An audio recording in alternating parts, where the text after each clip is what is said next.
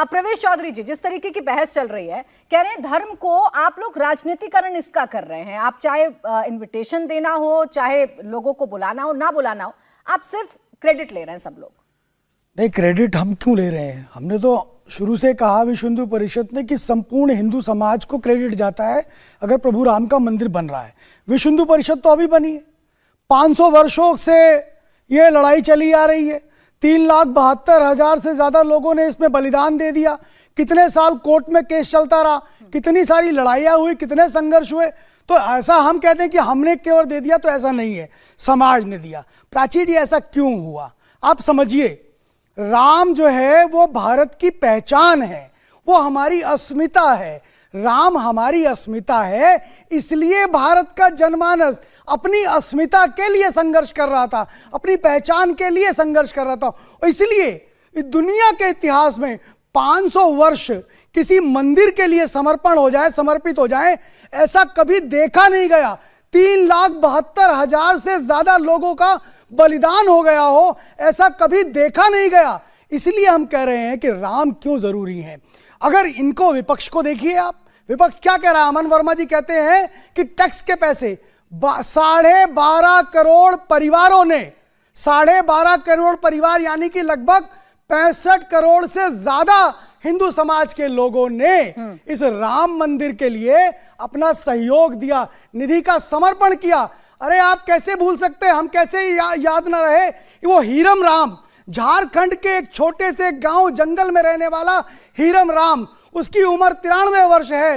वो केवल 500 रुपए का सहयोग देने के लिए 8 किलोमीटर पैदल चलकर आता है और कहता है कि मैं अपने अंतिम समय में राम मंदिर को बनते हुए देखना चाहता था और ये पैसा मैंने जोड़ के रखे। आप सोचिए उसके बारे में, उस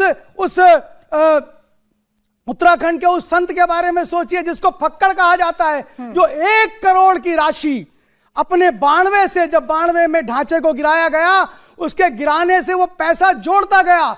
1 करोड़ की राशि वो फक्कड़ बाबा लोगों से दान में इकट्ठे करके प्रभु राम के मंदिर के निर्माण के लिए देता है। ये भाव है। इसलिए मुगलों ने, इन आक्रांताओं ने हमारे मंदिर तोड़े, हिंदुओं ने फिर बनाए, फिर मंदिर तोड़े, हिंदुओं ने फिर बनाए, लेकिन हमारे मन का भाव, हमारी श्रद्धा, हमारा विश्वास उस ना राम से हटा पाए ना उस मंदिर से हटा पाए। ठीक है। अब राकेश सिन्हा जी, आप पर आरोप ये लग रहे हैं, आज चाहे सैम पित्रोदा हो, चाहे ममता बनर्जी हो, वो तो कह रही हैं आप राजनीतिकरण कर रहे हैं इसलिए हम शामिल नहीं होंगे। सैम पित्रोदा कह रहे हैं कि गलत दिशा में लेकर जा रहे हैं आप देश को, कि आप, कोई प्रधानमंत्री मंदिर में ही बैठा रहता है तो अलग आप एक रीति शुरू कर रहे हैं।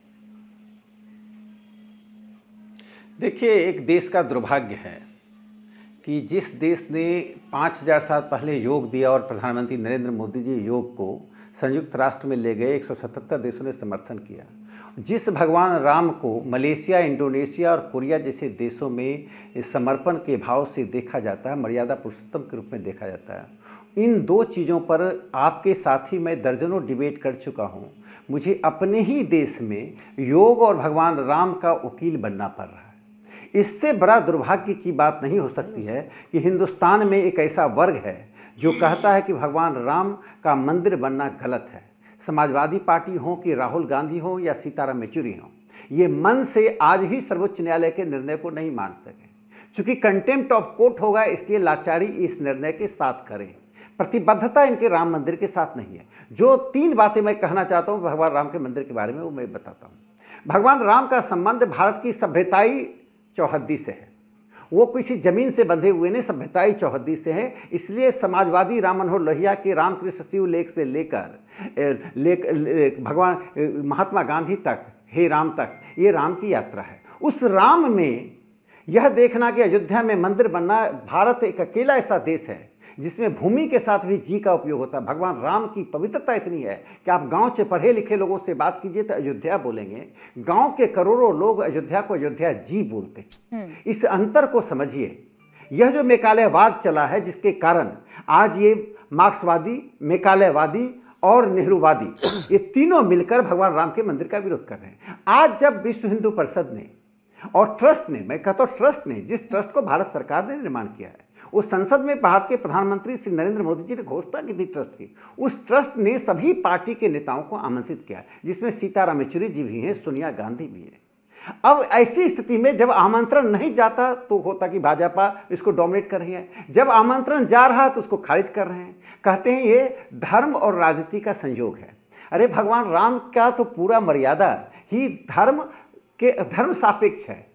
हम रिलीजन जो पश्चिम है उसको हमने घालमेल नहीं कर रहे हैं। दूसरी जो महत्वपूर्ण बात है, जिस समाजवादी पार्टी के लोगों ने गोलियां चलाई, आज गालियां दे रहे हैं। भगवान राम के मंदिर का बहिष्कार करना, उद्घाटन का बहिष्कार करना भारत की सांस्कृतिक संप्रभुता पर हमला है। देश की एक राजनीतिक संप्रभुता होती है, एक सांस्कृतिक संप्रभुता होती है, और इस देश की सांस्कृतिक वो जाने को तैयार है राकेश जी। अखिलेश यादव तो इन्विटेशन मांग रहे हैं, डिम्पल यादव भी इन्विटेशन मांग रही हैं।